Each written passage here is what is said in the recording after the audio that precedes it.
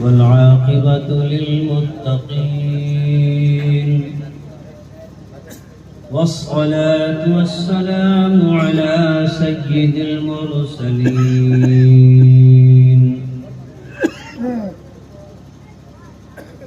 وعلى آله وأصحابه وأهل بيته وابنه غوث الأعظم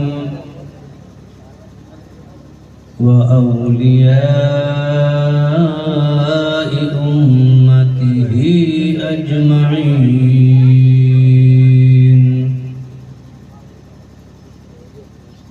أما بعد، أعوذ بالله من الشيطان الرجيم.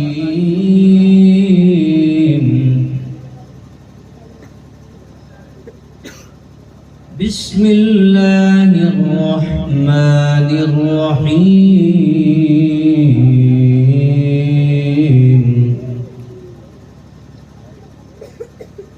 يا أيها الذين آمنوا اتقوا الله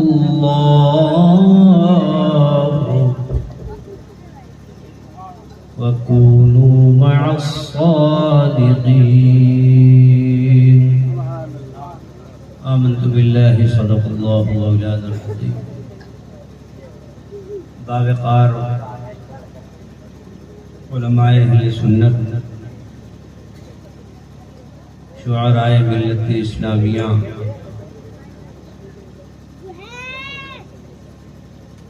حاضرین بزم سرکار عاصم علیہ رحمت و رضوان،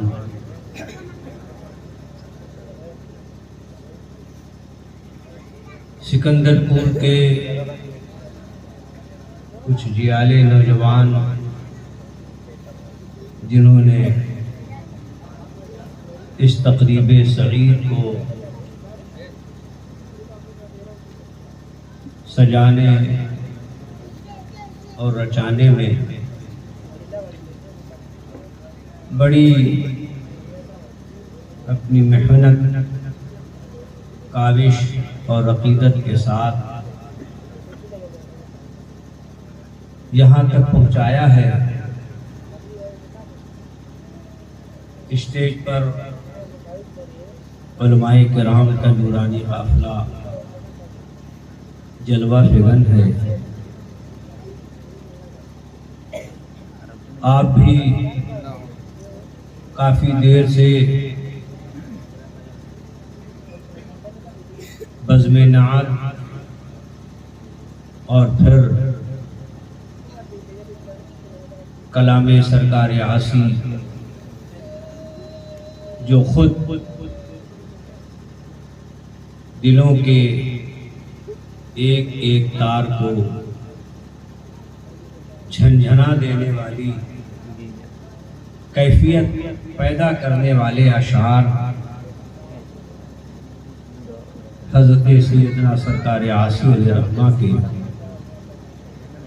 دلوں کی آواز آپ سماعت فرما رہے تھے.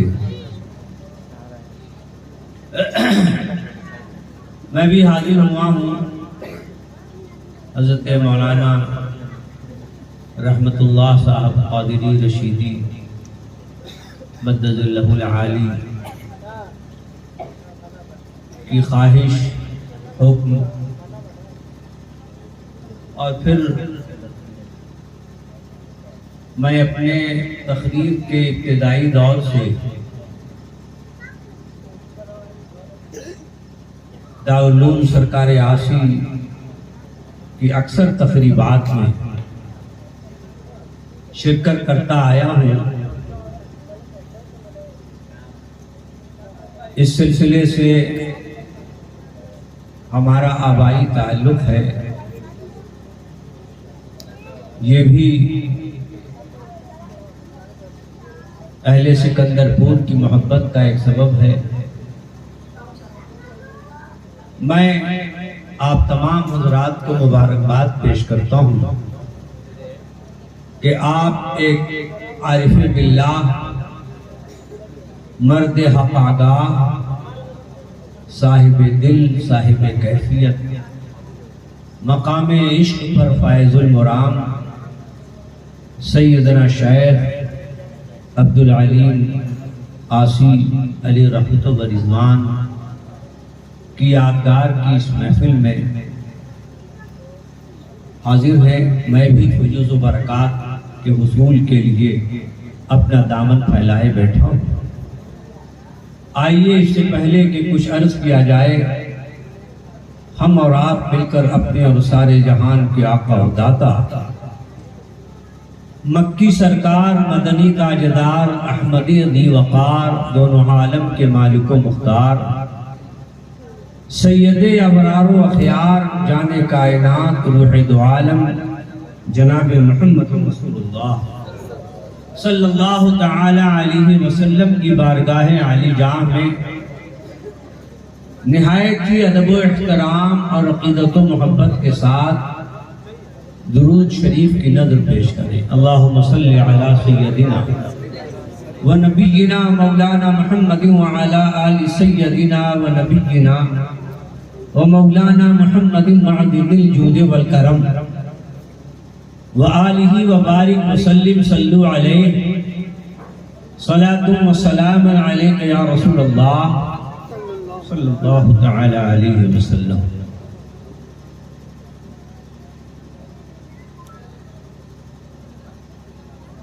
اگر آپ حضرات کی اجازت ہو تو 2-3 شعر میں بھی کچھ عرض کرنے کی سعادت حاصل کر لوں.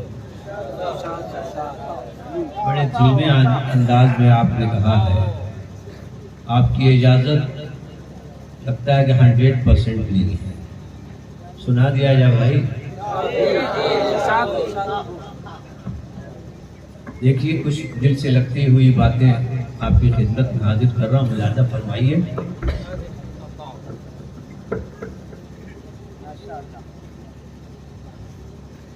ملا نہ سایہ کوئی ان کی رحمتوں کی طرح. سبحان اللہ. ملا نہ سایہ کوئی ان کی رحمتوں کی طرح. ملا نہ سایہ کوئی ان کی رحمتوں کی طرح. ملا نہ سایہ کوئی ان کی رحمتوں کی طرح. جو دشمنوں سے کرے پیار دوستوں. سبحان اللہ سبحان اللہ. جو دشمنوں سے کرے پیار دوستوں کی طرح. ماشاءاللہ. اور حضرات یہ شعر ملاحظہ فرمائیں.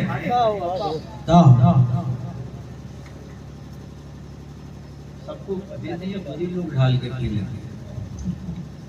جو دشمنوں سے کرے پیار دوستوں کی طرح. شعر دیکھیں. کریم ہے وہ یقیناً معاف کر دیں گے. کریم ہے وہ یقیناً معاف کر دیں گے.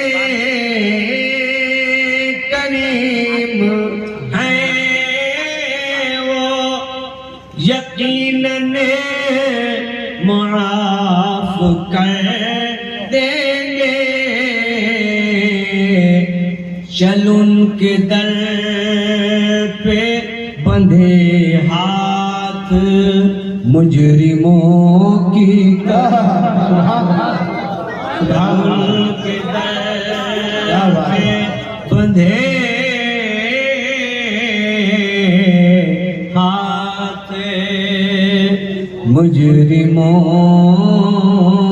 کی طرح، چل کے در پہ بندھے ہاتھ مجرموں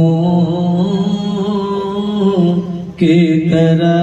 سبحان اللہ پیش کیجئے، اللہم صلی علی سیدنا مولانا محمد وعلی آل سیدنا ومولانا محمد معدن الجود والکرم وآلہ وبارک وسلم، صلو علیہ صلاة و سلاما علیک یا رسول اللہ صلی اللہ تعالی علیہ وسلم۔ ابھی آپ نے بہت سارے اشعار حضرت سیدنا سرکار عاصی علیہ رحمت و رضوان کے ملاحظہ فرمائیں۔ بھئی دیکھیے، عاشق رسول جب اپنے قلبی کیفیات کو بروئے زبان لاتا ہے، اپنی زبان سے ادا کرتا ہے، تو جو تاثیر اللہ تبارک و تعالی نے اس زبان میں رکھی ہے، اب وہ تاثیر عالم میں پھیل جاتی ہے۔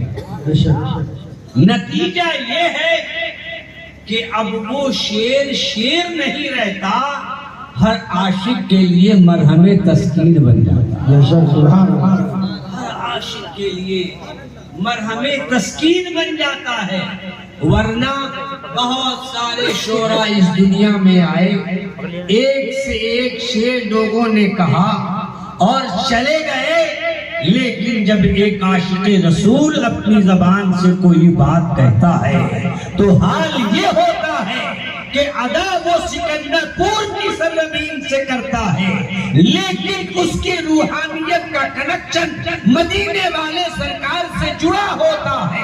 وہ صرف اپنی زبان کی طاقت کا استعمال نہیں کرتا، دیکھنے میں بظاہر قافیہ ہوتا ہے، بظاہر ردیف ہوتا ہے، بظاہر شعر میں بند ہوتا ہے، مگر حقیقت یہ ہے کہ پڑھنے والا، شعر کہنے والا اپنی آنکھوں کو بند کیے سامنے جلوہ یار دیکھتا ہے، اور پھر اس کی تصویر کھینچتا ہے اور پکار کر کے کہتا ہے، یا رسول اللہ تمہارے حسن کی تصویر کوئی کیا کھینچے، نظر ٹھہرتی نہیں عارض منور۔ سبحان اللہ، سبحان اللہ، ماشاء اللہ، عارض منور پر بے شک۔ اور پھر حال یہ ہوتا ہے کہ سرکار کی عنایت، حضور کی توجہ، مصطفیٰ جان رحمت صلی اللہ تعالی علیہ وسلم کی عنایت ایسی گہربار ہوتی ہے کہ اب وہ صرف اپنی زبان کا شاعر ہی نہیں ہو جاتا، بلکہ نبی کی تجلی، سرور کائنات کی نگاہ رحمت، نگاہ نبوت، سرکار کی نگاہ ایسی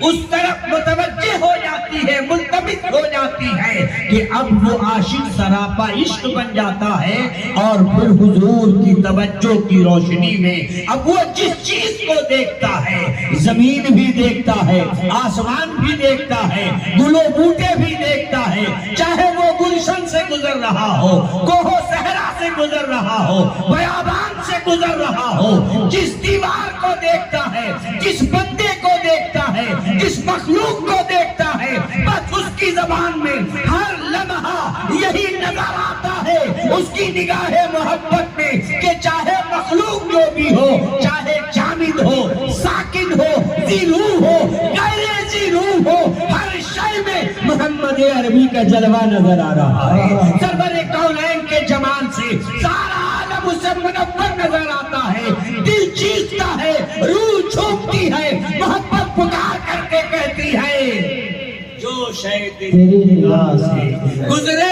درود پر ہر جز و کل ہے مظہر انوار مصطفیٰ، بے شک سبحان ہر اللہ جز و کل ہے مظہر انوار مصطفیٰ۔ لیکن صحابہ کرام تفویض فرماتے ہیں، چونکہ یہ خانقاہ بھی ہے، درسگاہ بھی ہے، سارا کمال تفویض پہ منحصر ہے۔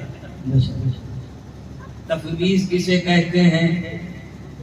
اب آپ کو علامہ جلال الدین سیوطی رحمت اللہ تعالی علیہ کی بارگاہ میں لے کر چلوں، جسے آج آپ کی زبان میں خلافت کہتے ہیں، اور علماء ایک خاص منصب کو سجادگی کہتے ہیں۔ تو جسے نور محمدی تفویض کیا جاتا ہے، بزرگوں کے اشارے پر جو امانت ہے وہ اگلے کے سینے میں منتقل کی جاتی ہے حسب حیثیت، حسب ظرف۔ یہ ہمیشہ یاد رکھیے گا کہ تفویض تو سب کو، کہ مرید کو بھی نور دیا جاتا ہے، خلافت جسے ملتی ہے اسے بھی نور دیا جاتا ہے، سجادگی کی مسند پر جسے بٹھایا جاتا ہے اسے بھی نور دیا جاتا ہے، حسب ظرف دیا جاتا ہے۔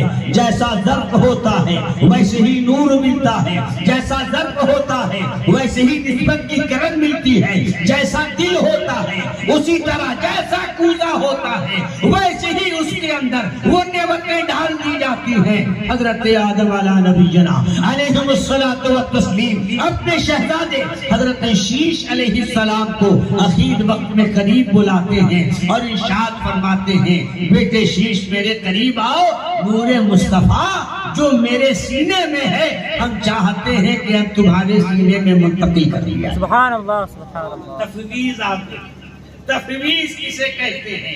یہی وہ نعمت ہے جو حضرت آدم علیہ نبینا علیہ الصلوۃ والتسلیم سے تمام انبیاء و مرسلین کے واسطے سے قرنن بعد قرن، نسلن بعد نسل نور مصطفی چلا، اور پھر وہی نور سراپا رحمت بن کر کے، سراپا حقیقت بن کر کے، سراپا مظہر ذات بن کر کے مکے کی سرزمین پر بطن آمنہ سے روئے زمین پر جلوہ گر ہوتا ہے، اور اس کی جلوہ گری کا عالم یہ ہوتا ہے کہ بظاہر جسد خاکی میں وہ نور منجمد ہوتا ہے، وہ ملبوس ہوتا ہے، وہ نور چھپا ہوتا ہے، مگر جب اللہ تبارک و تعالی اسی نور کو ظاہر کرنا چاہتا ہے تو سرکار عاشق کی زبان میں دنیا اس طرح سے جانتی ہے کہ وہی جو مستوی عرش ہے خدا ہو کر اتر پڑا ہے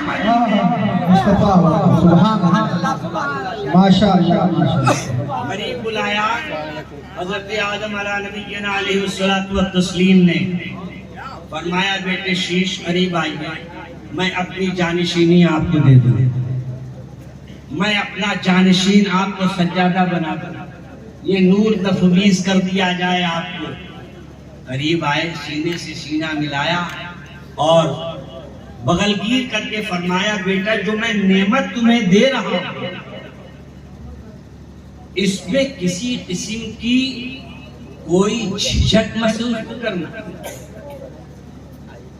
دو باتیں علامہ جلال الدین سیوطی رحمت اللہ علیہ فرماتے ہیں کہ دو باتیں ارشاد فرمائی کہ بیٹا دو شرط کے ساتھ یہ نعمت میں تمہیں دے رہا ہوں اور اسے اپنے سینے میں بسا کر کے رکھنا۔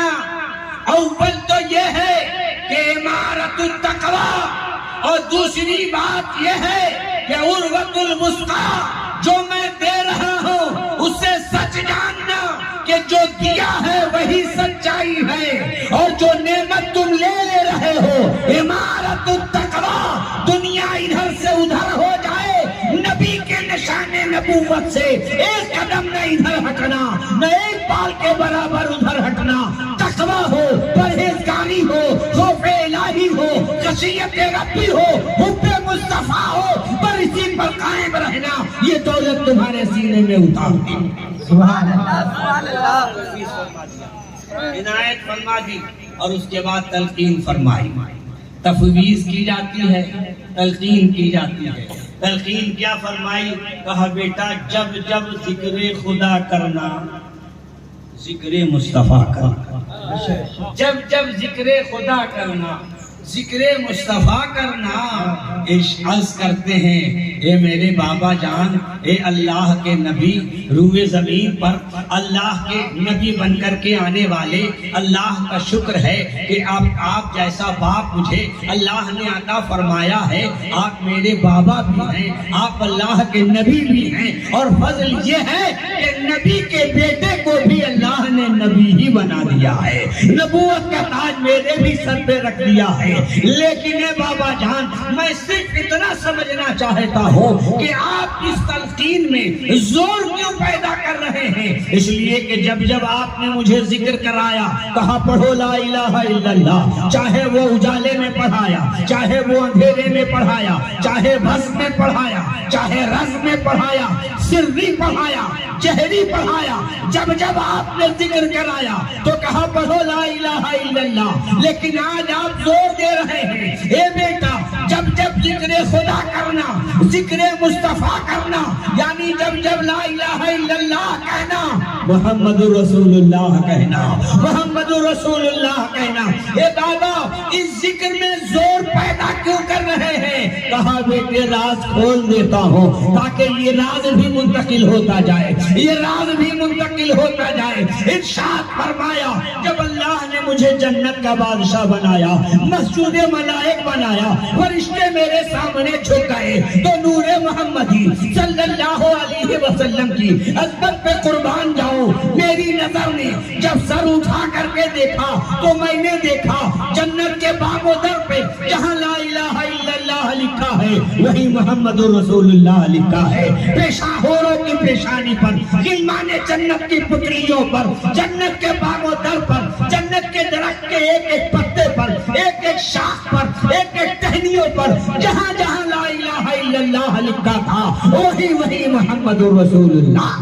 سبحان اللہ، سبحان اللہ۔ اور اسی سبق کو جب اپنے آقاؤں سے، جب مرشدین سے یہ نعمت منتقل ہو کر سرکار آسی تک پہنچتی ہے تو حضرت آسی آہ کھینچتے ہیں اور کہتے ہیں اسی نبی کا سبق سکھایا گیا ہے، اسی نبی کی پیاری باتیں سینے میں اتاری گئی ہیں، تو اب مصطفیٰ جان رحمت کی محبت میں کوچا کوچا، گلی گلی، قریا قریا، کوہ صحرا، جہاں جہاں جا رہے ہیں حب مصطفیٰ میں مست ہیں، اور جب نبی کی فرقت بہت زیادہ انگڑائی لیتی ہے، ہواؤں سے خطاب کرتے ہیں اور یہ کہتے ہیں، وہاں پہنچ کے یہ کہنا صبا سلام کے بعد تمہارے نام کی رٹ ہے خدا کے نام۔ نعرہ تکبیر، نعرہ رسالت، محفل سرکار آسی، فیضان سرکار آسی، سبحان اللہ۔ یہ تفویض ہے جو نعمت تفویض کی گئی تھی حضرت صدوق علیہ رحمہ کے حوالے سے، اور حضرت بارگاہ رشیدی سے جو نعمتیں آئی تھی، حضرت سرکار آسی نے کسی بھی نعمت کے کسی بھی ذرے کو چھپایا نہیں ہے، ہاں عنایت فرمایا ہے مگر حسب ظرف عطا کیا ہے۔ جس کو جیسا ظرف پایا، جس کو جتنا ظریف پایا، جس کو جتنا یوں کہہ لو کہ عشق رسول میں غریق پایا، حضرت آسی کا کرم اس پر اتنا ہی شامل حال ہے، حضرت سرکار آسی کا فیض اس پر اتنا ہی جاری و ساری ہے۔ اور یاد رکھیے گا کہ فقیر تو ایسا فنا فی رسول ہوتا ہے، ایسا فنا ہوتا ہے، اما عام عاشق کا حال یہ ہے۔ علامہ جلال الدین سیوطی علیہ رحمہ کی بات آئی ہے تو سن لیجیے، یہ اشاق بھی ذرا خوش ہو جائیں، اس لیے کہ صاحب ولایت تو کیسا عشق رکھتا ہے اسے تو لفظوں میں بھی بیان نہیں کیا جا سکتا، نہ خطاب میں بند ہو سکتا ہے، نہ اس کے لیے کسی کیفیت کا ظہور ہو سکتا ہے، بس وہ جانتا ہے، اس کے دل کی کیفیت جانتی ہے، وہ جانتا ہے، اس کے حالات جانتے ہیں، لیکن اتنا ضرور ہے کہ جس پر بھی مصطفیٰ جان رحمت کی محبت اور سرکار کی عنایت، جو سرکار کی محبت میں مست ہو جاتا ہے اور نبی کی نظر کرم جس پر ہو جاتی ہے، اس محفل عرس کو آسان مت سمجھیے گا، اس لیے کہ یہاں عشق رسول کی باتیں ہو رہی ہیں، نبی کے حسن کا چرچا ہو رہا ہے، سرور کائنات کے جمال کا ذکر ہو رہا ہے، اور جس نے بھی دل کے کانوں سے حسن محمدی سماعت کر لیا، چاہے دل جتنا تاریک ہو اس کی لحد ضرور روشن ہوگی، اس کی قبر میں ضرور نور ہوگا، اس کی قبر میں ایسی روشنی ہوگی، ایسے اجالے ہوں گے۔ حضرت علامہ جلال الدین سیوطی رحمت اللہ علیہ ارشاد فرماتے ہیں کہ میں ایک مرتبہ ایک قبرستان سے گزرا، تو جو اللہ کے ولی ہوتے ہیں وہ کسی کا حق روکتے نہیں ہیں، حق تلفی نہیں کرتے۔ قبرستان سے گزرنے کا حق کیا ہے کہ جو جتنے لوگ قبرستان میں آرام فرما ہیں ان کے لیے کچھ نہ کچھ ایصال ثواب کر دیا جائے۔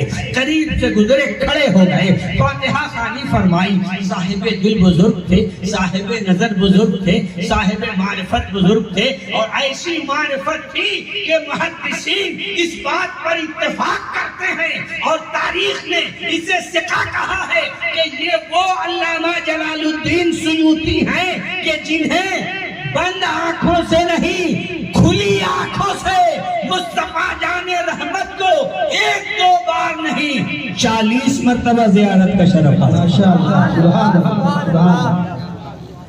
40 مرتبہ ان آنکھوں سے دیکھنے کا شرف حاصل ہے۔ رک گئے، فاتحہ خوانی کی، جب آنکھوں کو بند کر کے مراقب ہوئے تو دیکھتے کیا ہیں کہ جتنے اہل ایمان ہیں تمام کی قبر روشن ہے، ان تمام کی قبریں روشن ہیں، اور کیوں نہ ہو، اس لیے کہ میرے اعلیٰ حضرت فرماتے ہیں کہ خالی ہاتھ تو گیا نہیں ہے، یہ گیا ہے تو کیا لے کر گیا ہے؟ لحد میں عشق رخ شہ کا داغ لے کے چلے، اندھیری رات سنی تھی چراغ لے کے چلے، تیرے غلاموں کا نقش قدم ہے راہ خدا، وہ کیا بہت سکے جو یہ سراغ لے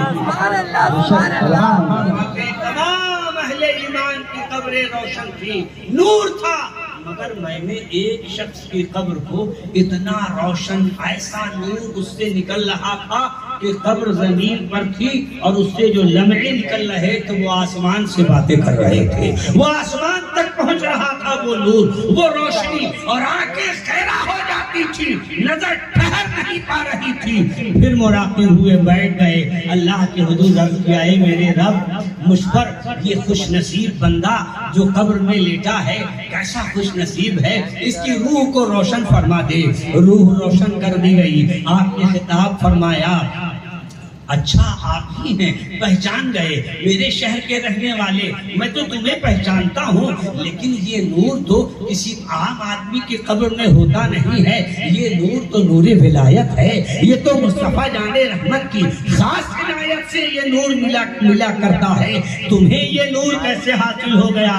فرمایا، مجھے یوں حاصل ہو گیا کہ میں سال میں ایک مرتبہ اپنے پسینے کی گاڑھی کمائی سے میلاد النبی شریف کی محفل کیا کروں۔ یہ نوجوان جنہوں نے اس بزم کو سجایا ہے یہ بڑے خوش نصیب ہیں، اور میں تو کہتا ہوں کہ یہ دوہرے نور کے مستحق ہیں، اس لیے کہ یہ ایسی بزم انہوں نے سجائی ہے جس میں خدا اور رسول کا بھی ذکر ہو رہا ہے، اور خدا اور رسول پہ قربان ہو جانے والے اولیاء کرام کا بھی ذکر ہو رہا ہے، ہمارے سرکارانے سلسلے رشیدیہ کا بھی ذکر ہو رہا ہے، حضرت سیدی سرکار عاصی علیہ رحمت و رضوان کا بھی ذکر ہو رہا ہے۔ سنیو، حضرت علامہ جلال الدین سیوطی رحمت اللہ علیہ ارشاد فرماتے ہیں کہ اتنا زبردست انعام، کہا حضور اس انعام کے پیچھے ایک راز اور ہے، کہا وہ کیا؟ کہا جب میں قبر میں آیا، میں جب لیٹایا گیا اور جب لوگوں کے قدموں کی آہٹ سے میری آنکھ کھلی، نکیرین نے سوال کیا تمہارا رب کون ہے؟ تو میرے سرکاروں نے، میرے مرشدین نے جو نعمتیں مجھے عطا فرمائی تھی، ایمان کی دولت لے کر آیا تھا، میں نے کہا ربی اللہ۔ کہا تمہارا دین کیا ہے؟ کہا میرا دین اسلام ہے۔ میرا دین اسلام ہے. اور جیسے ہی نکیرین نے تیسرا سوال کیا میں نے دیکھا کہ سرکار کا جمال جہاں آرا سامنے ہے، سرکار سامنے ہے، مصطفیٰ جان رحمت کی صورت وضحا سامنے ہے. جیسے ہی میں نے سرکار کی صورت مبارکہ پر میری نظر پڑی، بس میں تعظیم کے لیے کچھ اس طرح سے اپنا کفن لپیٹے کھڑا ہوا کہ میری اداؤں پہ سرکار کو پیار آ گیا. سرکار مسکرا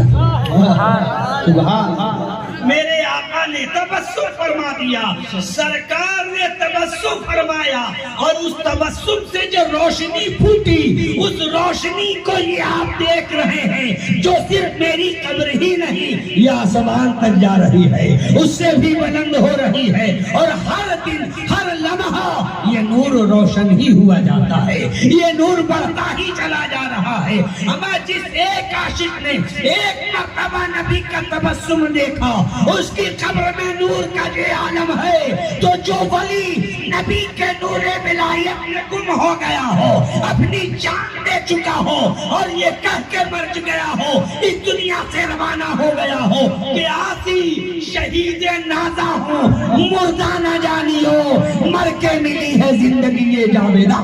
سبحان اللہ، سبحان اللہ، سبحان اللہ.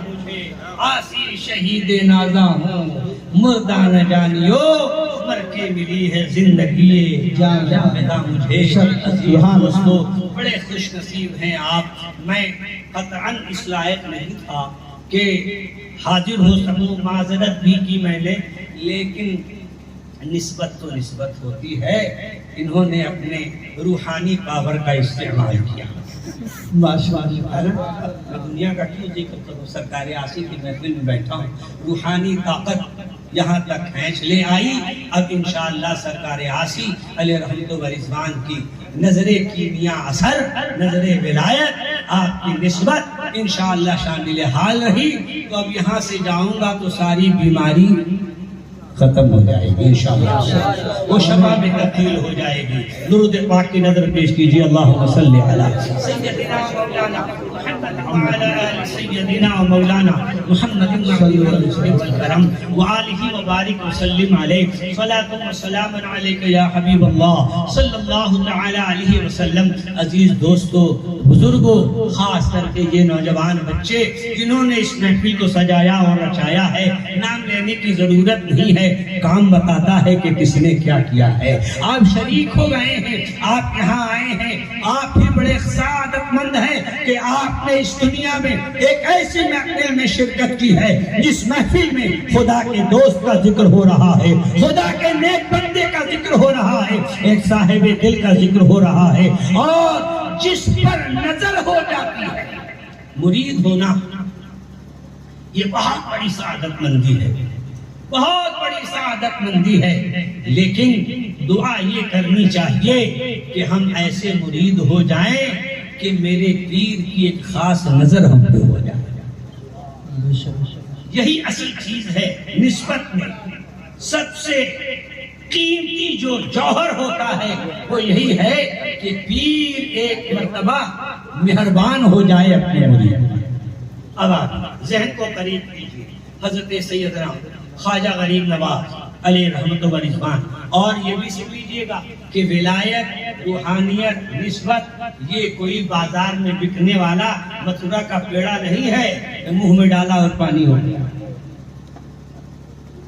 یہ اللہ تعالیٰ کی خاص نعمت ہے، اس کا فضل، اس کی عنایت ہے. جس پہ وہ مہربان ہوتا ہے وہ مومن بھی ہوتا ہے، کسی پیر کا مرید بھی ہوتا ہے. سیدنا خواجہ غریب نواز علیہ رحمت و رضوان، شام کا وقت ہے، اور اولیاء و صوفیاء کے لیے سب سے قیمتی وقت طلوع آفتاب اور قبل طلوع آفتاب اور غروب آفتاب سے پہلے کا جو وقت ہوتا ہے وہ اہل طریقت کے لیے سب سے قیمتی وقت ہوتا ہے. یہ گریا، آہ، بکا، آہوزاری. اور جس کے پاس یہ نہیں ہے، اگر وہ طریقت کا اعلان کرتا ہے اس دولت کے حاصل کیے بغیر، تو وہ طریقت کی راہ میں چھوٹا ہے. اس لیے کہ کہ جسے رونا نہیں آیا بوقت سحر. مجھے اچھی طرح یاد ہے حضرت صاحب سجادہ مخدوم شاہ مینا رحمت اللہ تعالی علیہ جب آپ نسبت عطا فرماتے کسی کو اپنی خلافت سے نوازتے تو ارشاد فرماتے تہجد کی پابندی کرنا فرائض تو تم کو کرنا ہی کرنا ہے, تہجد کی پابندی کرنا اور اس میں بعد تہجد امت مصطفیٰ کے لیے رو رو کر کے دعائیں کریں. امت مصطفیٰ کے لیے اپنے مریدین کے لیے رو رو کر کے دعائیں کرنا, اس لیے کہ یہی وہ وقت ہے کہ تمہاری بھی بگڑی بن جائے گی اور دعا قبول ہو گئی تو تمہارے مریدوں کی بھی بگڑی بن جائے گی. شام کا وقت ہے, سورج غروب ہونے والا ہے, سرکار غریب نواز اپنے مریدین کے ساتھ اپنے کٹیا میں بیٹھے ہیں. سیدنا خواجہ قطب الدین بختیار کاکی ایک طرف ہیں, آہو بکا گریہ و زاری کا ایک سما بندھا ہوا ہے. ایک نوجوان خانقاہ کے دروازے سے گزرا, تھوڑی دیر کے لیے ٹھٹک کے دیکھتا کیا ہے کہ ایک ضعیف العمر مگر بڑے ہی پرنور, روشن پیشانی, آنکھوں میں سرخ ڈورے, آنکھوں سے آنسو کے جو قطرے موتیوں کی طرح ٹپک رہے ہیں, وہ داڑھی کے ذریعے دامن پہ آ رہے ہیں, دامن تر ہے, آپ کا سینے مبارک نم ہو گیا ہے. تھوڑی دیر دیکھتا رہا, آگے گزر گیا, کچھ دور چلا, ٹھٹک کے رک جاتا ہے. آخر ان کے رونے کی وجہ کیا ہے, رونے کا سبب کیا ہے, کوئی تکلیف ہے, کوئی پریشانی ہے, اور اگر کوئی پریشانی ہے تو کیا میں ان کی پریشانیوں میں شریک نہیں ہو سکتا, کیا میں ان کے دکھ درد کا میں شریک نہیں ہو سکتا. پھر واپس پلٹا, ہمت کی, ایک مرتبہ پھر غور سے دیکھا. اب کیا دیکھتا ہے, پیر صاحب تو رو ہی رہے ہیں, مرید پہ بھی گریہ طاری ہے. حضرت خواجہ قطب الدین بختیار کاکی بھی گریہ فرما رہے ہیں. اس واقعے کو حضرت خواجہ قطب الدین بختیار کاکی ہی رقم بھی فرماتے ہیں اور ارشاد فرماتے ہیں, نوجوان پھر آیا, پھر اس نے میرے مرشد غریب نواز کو دیکھا, پھر آگے بڑھ گیا اور اپنے گھر پہنچا. اپنی والدہ سے کہتا ہے, ماں آج میرا دل بڑا اداس ہے. کہا بیٹا کیا ہو گیا, مزدوری نہ ملی ہو غم مت کرنا, کچھ پیسے لے کے نہیں آئے ہو غم مت کرنا, اداسی کس بات کی ہے. کہا ماں اداسی اس بات کی ہے کہ ہمارے محلے کے ایک کنارے جو ایک خیمہ لگا ہوا ہے جس میں چند فقیر لوگ بیٹھے ہوئے ہیں, ان کا جو امام ہے وہ اپنے آنکھوں سے آنسو بہا رہا ہے اور ان کے دائیں جانب جو بیٹھے ہیں وہ بھی گریہ کنا ہیں. کیسی پریشانی ہے, میں چاہتا تھا کہ میں ان کے غم میں شریک ہو جاؤں لیکن ہمت نہ ہوئی اجنبیت کی وجہ سے. لیکن ماں اگر تو میرا ساتھ دے تو میرے ساتھ چل, ہم ان سے پوچھیں گے کہ اگر میری ضرورت ہو تو ہم آپ کے غم میں شریک ہوں. ابھی تو کہہ دے ایک مرتبہ, دل کی باتیں ہیں, جس کا دریچہ دل کھل جائے گا حضرت بارگاہ رشیدیہ سے فیض جاری ہو جائے گا انشاءاللہ تبارک و تعالی. آج کی یہ محفل صرف محفل نہیں رہے گی بلکہ ہر سینہ پر نور ہو جائے گا عشق رسول کا مدینہ. ماں نے کہا بیٹا تو بڑا خوش نصیب ہے, رات گزار لے, صبح کو تیرا غم ہلکا ہو جائے گا. کہا نہیں ماں اب تو میں سو ہی نہیں پاؤں گا, چل مجھے ساتھ لے کر چل.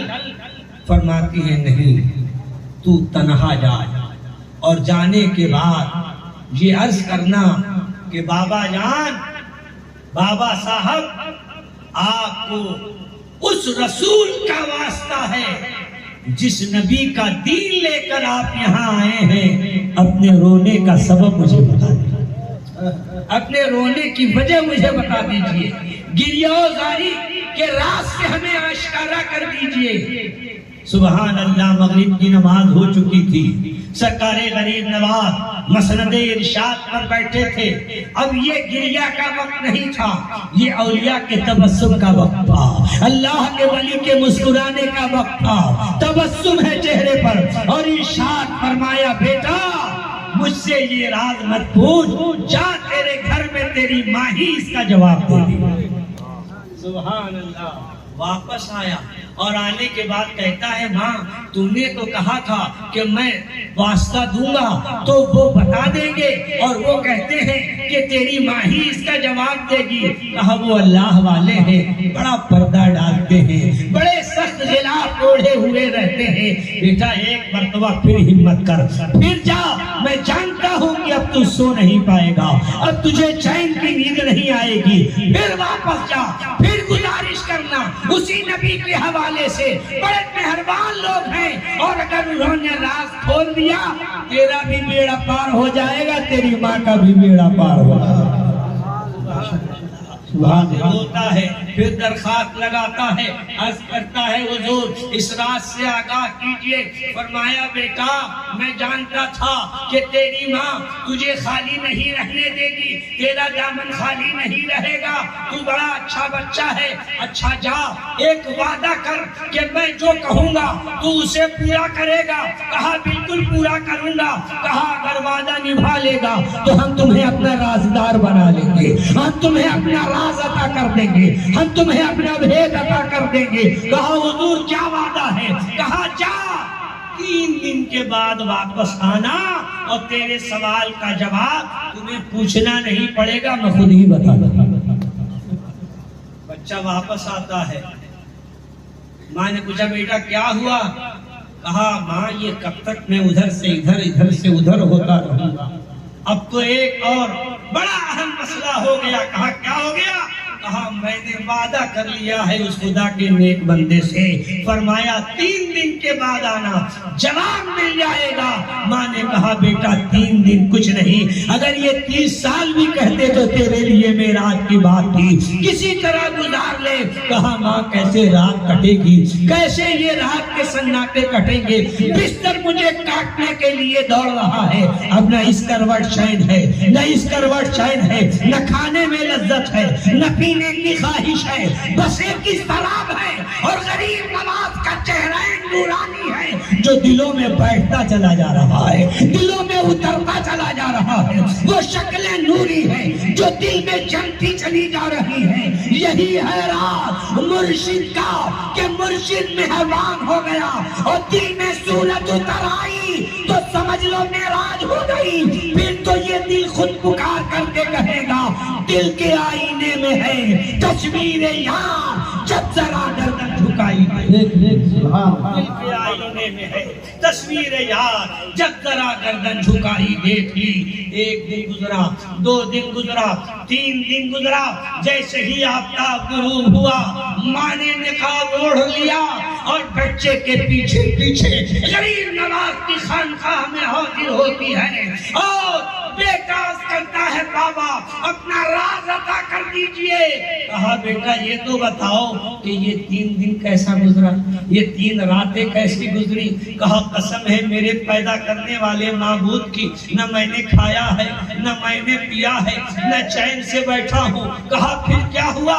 کہا بس میں تھا خیال یار تھا، میں تھا جمال پور پیر تھا، میں تھا جمال مرشد تھا، میں تھا آپ کا چہرہ نورانی تھا. کہا بیٹا بیٹھ جا، راز کی باتیں سن لے اور اسے دل میں بٹھا لے.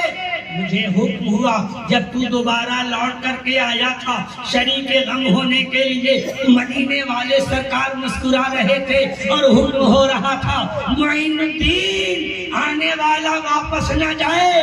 میں نے بھارت تمہیں اسی لیے بھیجا ہے کہ جو بھی تمہارا طالب ہو اسے ضرورت سے سوا عطا کر دینا، اتنا دے دینا کہ اس کا دامن دامن تنگ ہو جائے، یہ تو اسی دن ہو گیا تھا۔ میں چاہتا تھا کہ تھوڑا تمہارے قلب کی صفائی ہو جائے۔ کیسے گزری یہ راتیں، کہاں بڑی فرقت میں گزری ہیں، بڑے اضطراب میں گزری ہیں، بڑی بے چینی میں گزری ہیں۔ کہا بیٹا ولایت کی تجلی میں نے ڈالی تو تمہارا اضطراب تم برداشت نہ کر سکے، کھانا پینا تم نے چھوڑ دیا۔ اے بیٹا رات سن لے، میرے رونے کا سبب سن لے۔ میرے آقا نے جب مدینے سے مجھے سینے سے سینہ ملا کر بھارت کے لیے روانہ کیا تھا، میں نے ولایت کی تجلی ڈالی ہے۔ میرے نبی نے رسالت کی تجلی سے سرفراز کیا تھا۔ اب وہی چہرہ ہے جو ہر شام یاد آتا ہے، ہر صبح یاد آتا ہے، ہر دن یاد آتا ہے، ہر رات یاد آتا ہے۔ میں جمال مصطفیٰ کو جب یادیں کرتا ہوں میری آنکھیں رک نہیں پاتی ہیں، ہم ہوتے ہیں، آنسو ہوتا ہے جمال یاد۔ سچی محبت اپنے پیروں سے کیجئے، جب ایسی محبت آپ کریں گے انشاءاللہ نگاہ عنایت ہوگی، اور جس پہ نگاہ عنایت ہو جاتی ہے بس سمجھ لیجئے کہ اس کی دنیا بھی کامیاب ہو گئی، اس کی آخرت بھی کامیاب ہو گئی۔ جگمگا اٹھی میرے گور کی خاک، اے تیرے قربان چمکنے والے مصطفیٰ جان رحمت صلی اللہ علیہ وسلم سے سچی محبت کیجئے، اور اولیاء کرام کی غلامی کا قلادہ اپنے گردن میں ڈال لیجئے، اس لیے کہ اللہ تعالیٰ کو یہی پسند ہے کہ ہم پرہیزگار رہیں، ہم متقی رہیں، ہم نیک رہیں، ہم عابد رہیں، ہم زاہد رہیں، ہم نمازی رہیں، ہم اچھے رہیں، اور ان تمام نعمتوں کے حاصل کرنے کے بعد کسی اچھے سے ہمارا رشتہ ہو جائے، کسی نیک سے ہمارا تعلق ہو جائے، کسی نیک سے ہماری رشتہ داری ہو جائے، کوئی نیک ہمارا پیر ہو جائے اور ہم دنیا میں اس کے مرید سبحان اللہ ایسے ہو جائے کہ ہر لمحہ زبان یہ کہے پوچھتے ہو شہ جیلان کے فضائل آسی، ہر فضیلت کے وہ جامع ہیں نبوت کے سوا۔ السلام علیکم ورحمۃ اللہ تعالی وبرکاتہ۔